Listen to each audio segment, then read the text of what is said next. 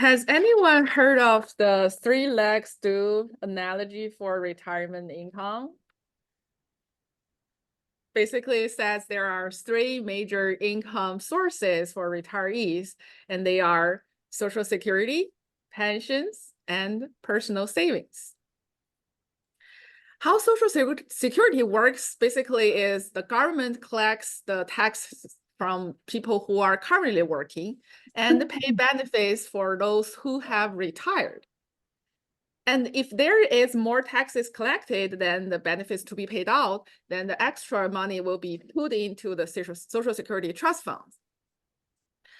However, things have changed dramatically since Social Security was first established in 1935. When Social Security just came out, people need to reach age 65 to start taking out the benefits. Anyone wants to guess what's the average lifespan back then? 35 years? I think it's around 6. Yeah, this may shock you. It was 62 years old. Oh, wow. Yeah. So the government didn't really even expect the half of the population live long enough to take out the Social Security. And for those who have made it to age 65, they only receive about 2 years of the benefits. But nowadays, people can start taking out the Social Security benefits as early as age 62. And average, they can take about 23 years of the benefits if they started at age 62. Another big change is the population of the working force and the retirees.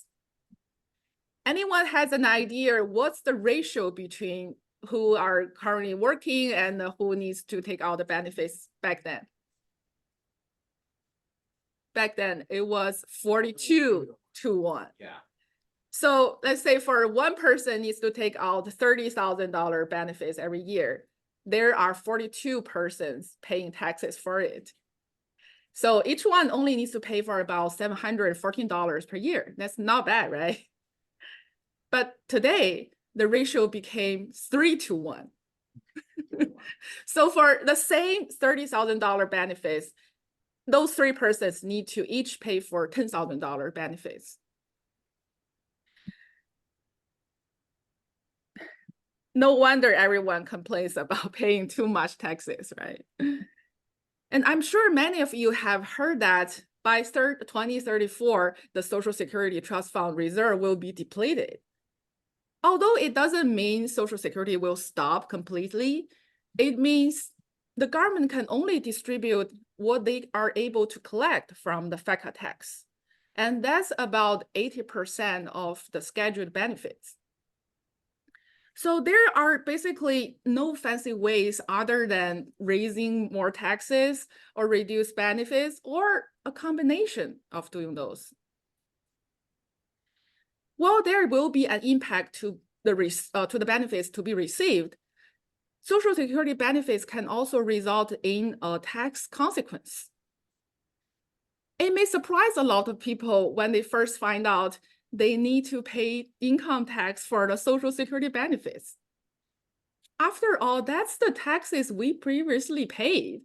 And when it's distributed to us, we need to pay tax again. So that's how the percentage of Social Security benefits subject to income tax is depending on a so-called provisional income.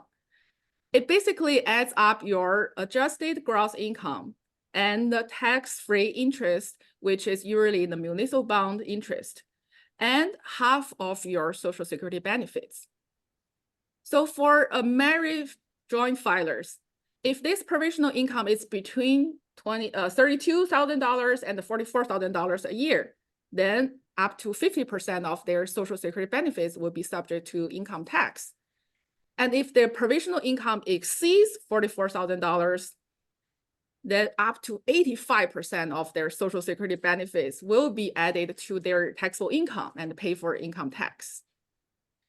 But unlike the income tax bracket, which will be inflation adjusted every year, this provisional income threshold of $32,000 and $44,000 hasn't changed since 1980s. But it's much easier to reach this income level today than when it was 80s, right? So essentially, more people's Social Security benefits are subject to income tax. With US national debt and unfunded liability keep growing, there's no deny the government need to raise more taxes. And Social Security is only one piece of the puzzle. There are ways legally to avoid paying taxes for Social Security benefits along with other incomes, but that really require a longer term planning and multi-year execution. With the time frame limitation for today's, I plan to share more regarding this topic in my future speeches. Thank you.